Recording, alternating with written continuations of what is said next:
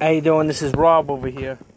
Just want to do a quick video, like always, so a quick tip about estate sales and garage, the difference garage sale, estate sale. You know, I see a lot of people, they don't like estate sales because they see the high prices and then they run for the door. Okay? Now, the opportunities at the estate sales are much higher than at garage sales. Okay? Vast majority of my merchandise is from the estate sales. Not to say I haven't gotten great deals at the garage sales or thrift stores, but the estate sales where you're going to go there, you're going to pick up a lot of good quality merchandise in one shot, one scoop, and you're going to get the better stuff. You got to remember, merchandise is at the estate sale before it goes to the thrift store. You know, the stuff that's at the thrift store is the stuff that they don't sell at the estate sale. They usually donate the rest of it to whatever, after they had their estate sale. So that's just a little tip. Now, what I wanted to say is, the point I was trying to make is the price negotiation. Okay? A lot of times you go to the garage sale, it's a quick negotiation. It's 1, 2, 3. It's, oh, I'm asking $10. Oh, can you do 5? Blah, blah, blah. Let's do 7. Okay, done. Now, when you're at the estate sale, the negotiation is to do about the company that you're dealing with. Okay, you have to have the relationship with the company. Also, timing-wise, there's people, they go there really early in the morning. This is the main point I wanted to try making a video. They go there early in the morning like it's a garage sale. When you go to a garage sale, you want to get there, as the guy is pulling the stuff out of his garage. Oh, what'd you want for that? This way the guy's like, all right, boom, I'll give it to you for whatever. This way he doesn't have to lug the thing out of his garage, okay, and put it out on his front lawn. Now, it's different at the estate sale. They're trying to get the most money for the homeowner and for themselves, okay? So, theoretically, the best prices you're going to get are at the end of the day. You got to play on that end of the day thing, where you go in there at the end, and then, you feel it out with the company, and then just start working. That's when you start working them. And if you feel that they're not coming down, it's better to kind of walk away. Don't just try to chisel them. Or if they give you the right price. I've seen this happen all the time at the estate sales. People make the stupid mistake. The company is giving somebody a sweetheart deal. Okay? And then they try to chisel even more from a sweetheart deal. You know what I mean? If you're gonna get something that you're gonna sell for over $100, and they're giving it to you for $10, and you're coming in at $5, and the thing is this, they kind of already know it's worth a lot of money. Maybe they don't know exactly how much it's worth, but they know it's worth money. They're giving it to you for $10.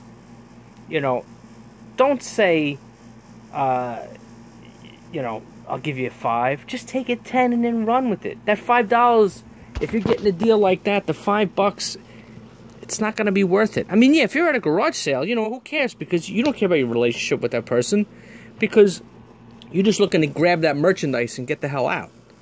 That's it. That's all you're concerned with. You don't care about it, if the person don't like you.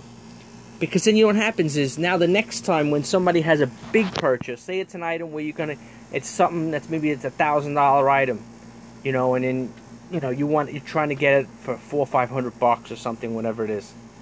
They're not going to even want to talk with you if they know that you're chiseling them for $5 on an item that's worth more money and whatnot. They don't want to even look at you. They'd rather just try to deal with other buyers. These companies, they have, they're under a lot of pressure. They have overhead, that's number one. And then number two, they have to satisfy the homeowner. They got to get good money for this stuff. And these people are moving. Which means, they got to, when the homeowner comes back home, that day, or if they're there, they want to look and they want to see nothing. You know, it's work for them to have to get rid of this stuff, but they still want to get some money for this stuff that they had accumulated for the last 30 years in the house. Okay, so that's the main point. Timing. The timing is just as important as the relationship that you have with the company. Yes, there's some people, you go to the estate sale, you wait online, you know, you get there at 6 in the morning or 5 in the morning, you get a number, and you know what? That method works sometimes. It almost has never worked for me. Any time that I've ever waited early, I got a short story.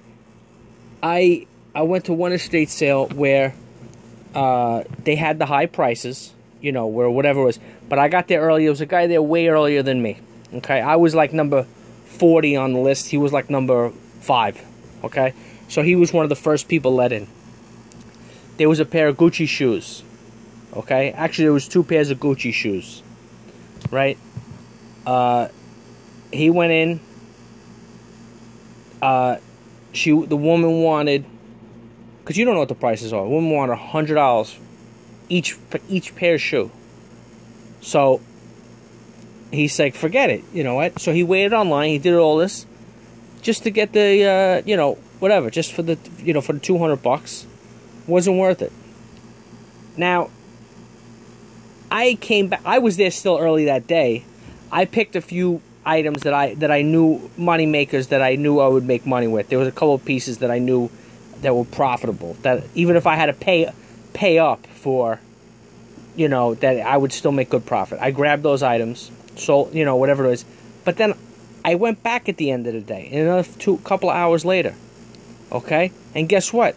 Those Gucci shoes were still there, because she was asking $100 in the beginning of the day. But guess what?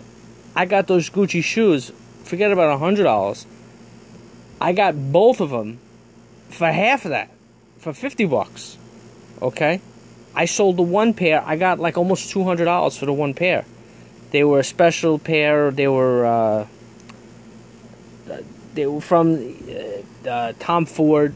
When Tom Ford worked there for whatever year he worked there, it was especially. I had to do a little bit of research, you know, to make sure. I have a guy who I speak with. You know, whatever it is, I email him back and forth. He's a Gucci expert.